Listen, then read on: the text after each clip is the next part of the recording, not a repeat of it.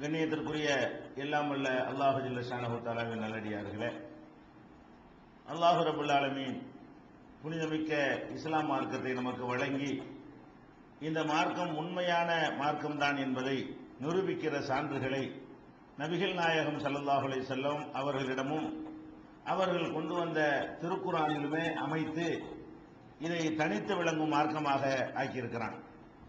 அந்த வகையில் 1400 ஆண்டுகளுக்கு முன்னால் எழுத படிக்க தெரியாத ஒரு சமுதாயத்திலே பிறந்த முஹம்மது ஸல்லல்லாஹு அலைஹி வஸல்லம் அவர்கள் எதை அல்லாஹ்வுடைய வேதம் என்று சொன்னார்களோ அந்த வேதத்தினுடைய ஒவ்வொரு வரிகளும், அது சொல்லக்கூடிய ஒவ்வொரு உண்மைகளும் இந்த நூற்றாண்டிலே கண்டுபிடித்து உறுதி செய்யப்பட்ட உண்மைகளை முன்கூட்டியே சொல்லக்கூடிய வகையில் அமைந்திருக்கிறதை நாம் நேற்றைய தினமும் அதற்கு முதல் நாளும் பார்த்தோம்.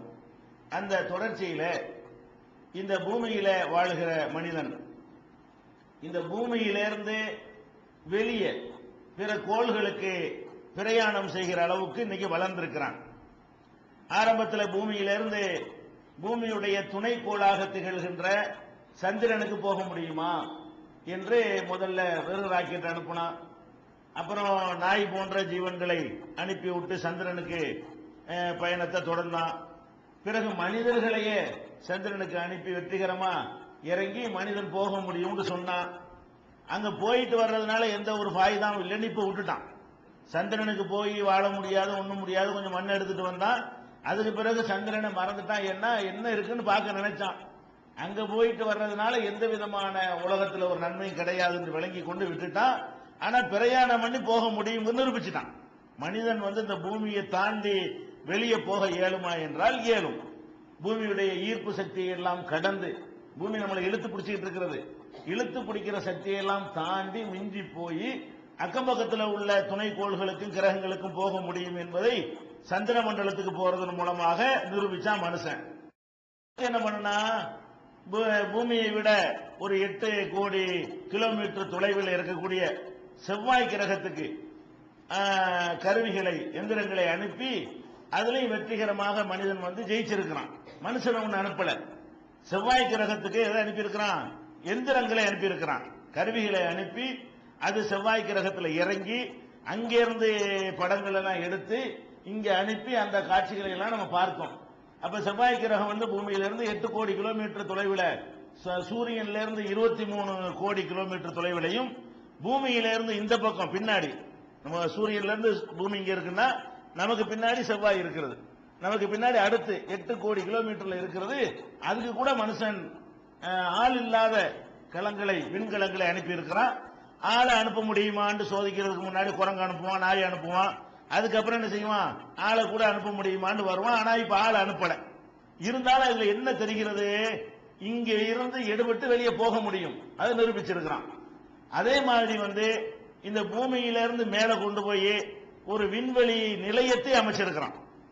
இந்த பூமிக்கு மேல இங்க இருந்து ஆய்வு செய்யறதுக்கு ஒரு நிலையம் இருப்பதை விட மேலே இருந்தே இந்த பூமியை ஆய்வு செய்வது கொஞ்சம் வசதியானது.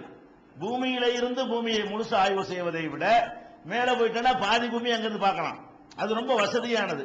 அதனால இந்த பூமியை ஆய்வு செய்வதற்காக வேண்டி, தட்பவெப்பத்தை ஆய்வு செய்வதற்காக வேண்டி, கோள்களை ஆய்வு செய்வதற்காக வேண்டி விண்ணிலேயே மிதக்கக்கூடிய ஒரு ஊரை உண்டாக்க முடியுமா, ஒரு நகரத்தை உண்டாக்க முடியுமா என்று ஆய்வு செஞ்சு இப்ப பல நாடுகள் சேர்ந்து, அமெரிக்கா, ரஷ்யா, ஜப்பான், இன்னும் பல நாடுகள்லாம், பிரான்ஸ், இன்னும் பல நாடுகள்லாம் கூட்டாக சேர்ந்து ஒரு விண்வெளி நகரத்தையே அமைத்திருக்கிறார். அதுக்கு தான் அந்த கல்பனா சாவ்லாவும் போய் இறந்து போனது அந்த நகரத்துக்கு தான். அதே மாதிரி இப்ப போயிட்டு வந்த சுனிதா வில்லியம்ஸ்ங்கிற பொம்பளை போயிட்டு வந்த, அவங்க தெரிஞ்சதுனால அந்த பேரை சொல்ற, நிறைய பேர் போயிட்டு வந்துட்டாங்க. அப்ப இந்த மாதிரி கொலம்பியா ஓடத்தின் மூலமாக போய் அங்க தங்கி இருந்து அங்க ஒரு ஊரே அமைச்சிருக்கான். இது பூமி மிதக்கிற மாதிரி ஒரு ஊர் அங்க மிதக்குது, அது பூமியை சுத்தி வந்து கொண்டே இருக்கிறது. அப்ப அந்த மாதிரி பூமியை சுத்தி வரக்கூடிய இந்த மாதிரி எல்லாம் மனுஷன் போயிடுறான் பாருங்க. விண்வெளியில பிரயாணத்துல எப்படி அட்வான்ஸா இருக்கான்னு கேட்டா, பக்கத்தில் உள்ள சந்திரனுக்கு போயிட்டு வந்துட்டான். அது 3,00,000 கிலோமீட்டர் தான். அது பெருசா சாதனையா பேசணும். இப்ப 8 கோடி கிலோமீட்டருக்கு போயிட்டான். 3,00,000 கிலோமீட்டருக்கு போன ஒரு மனுஷன் 8 கோடி கிலோமீட்டருக்கு மிஷின் அனுப்புற அளவுக்கு என்ன செய்யறான், முன்னாடி வந்துட்டான். எப்படி அல்லாஹ் வந்து அந்த இடத்துல அப்படி பண்ணி நிப்பாட்டி வச்சிருக்கிறான், அது மாதிரி நம்ம ஒண்ணு நிப்பாட்டினா என்னன்னு சொல்லி இவன் கொண்டே என்ன செய்யறான், ஒரு நகரத்தையே நிப்பாட்டி அங்கிருந்து ஆய்வுகள் நடந்து கொண்டே இருக்கிறது. அந்த கட்டுமானப்படி ஒன்னும் முடியல, 2010 தான் முடியும். அந்த நகரத்தை உருவாக்குறதுக்குரிய ஒவ்வொரு பொருள் இங்க இருந்து போய்கிட்டு இருக்கிறது. ஜாமான கொண்டு போய் கட்டுமான வேலை தான் நடந்துகிட்டு இருக்க, நகரத்தை அமைச்சுக்கிட்டு இருக்கிறாங்க ஆய்வு செய்வதற்காக வேண்டி. அப்ப இன்னும் 3 வருஷத்துல தான் அது முடிவடையும். அது முடிஞ்ச பிறகு இங்க இருந்து சுற்றுலாவுக்குலாம் ஆட்களை கூட்டிட்டு போவாங்க. இங்க இருந்து ஊட்டி கொடைக்கானலுக்கு போற மாதிரி என்ன செய்யலாம், அங்க விண்வெளி நகரத்துக்கு போயிட்டு வரும் வாங்கன்னு சொல்லி அழைச்சிக்கிட்டுலாம் போக போறாங்க. அது ஒரு 300 கிலோமீட்டருக்கு மேல இருக்கிறது. பெரிய லெவல்ல எல்லாம் இல்ல, லட்சக்கணக்குலாம் போகல. 300 கிலோமீட்டருக்கு மேல கொண்டு நிப்பாட்டி என்ன செய்யறான், ஒரு ஒரு நகரத்தையே உண்டாக்கி கொண்டிருக்கிறான். ஒரு 70% அது பூர்த்தியாகி இருக்கிறது. அப்ப இதெல்லாம் வந்து இதுல என்ன தெரிகிறது என்றால், இந்த பூமியில வாழுகிற நாம் இந்த பூமியை விட்டு வெளியேறி, பூமி எவ்வளவு தூரத்துக்கு நம்மளை இழுத்து பிடிக்குமோ அதை கடந்து போய் கிரகங்களுக்கு போகலாம், கோள்களுக்கு போகலாம், துணைக்கோள்களுக்கு போகலாம். நாமளே சில சேட்டலைட்டுகளை நிப்பாட்டலாம். இதுவும் மேல போற விஷயம் தானே. துணை நகரம் அமைச்ச மாதிரி என்ன பண்ணி இருக்கிறான், சேட்டலைட் செயற்கை கோள்கள் அங்கங்க நிப்பாட்டி வச்சிருக்கான். அதெல்லாம் ஒரு நகர அளவுக்கு பெருசு கிடையாது. இந்த பில்டிங் அளவுக்கு ஒரு பெருசா இருக்கும்னு வைங்களேன். இந்த பில்டிங் மேல ஒரு 5 பில்டிங் அளவுக்கு ஒரு பெருசா இருக்கும். அதுல போய் என்ன செய்வான், அந்த ஒளிபரப்பு சாதனங்கள் எல்லாம் அமைச்சு இங்க இருந்து டிவி நிகழ்ச்சிகள்லாம் ஒளிபரப்புறாங்க. இது அங்கதான் போகுது, அங்க உள்ள கருவிகள் மூலமாக இங்க வந்து கொட்டப்படுது. அப்ப அந்த மாதிரியான செயற்கை கோள்கள் மாத்திரம் என்ன செய்யறான், பல்லாயிரக்கணக்கில் மிதக்க விட்டுருக்கிறான். பல்லாயிரக்கணக்கான செயற்கை கோள்கள் இருக்கிறது. சீனாவுல கூட ஒரு செயற்கை கோள் அங்க செயலிருந்து போன உடனே இங்க இருந்து ஏவுகணை வச்சு அடிச்சு அதை தூள் கிளப்பி இருக்கிறான்.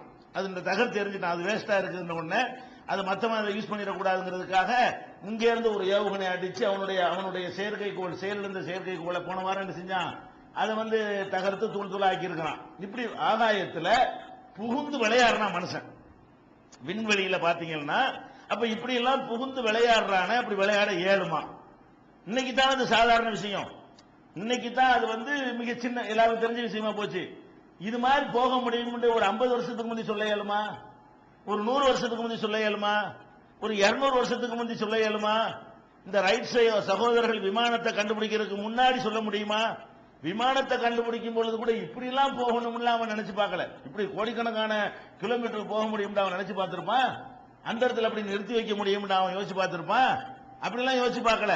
ஆனால் ஒரு 1400 வருஷத்துக்கு முந்தி இதை பத்தி சொல்ல முடியுமா என்று சிந்தித்து பார்த்தீர்களே. ஆனால் திருக்குறான புரட்டினா இவங்க என்ன செஞ்சாங்க அதெல்லாம் போட சின்ன புசுன்னு சொல்லுது. இதெல்லாம் சாதாரண விஷயம்டா, இதெல்லாம் உனக்கு முடியும்டான்னு குரான் சொல்லுது.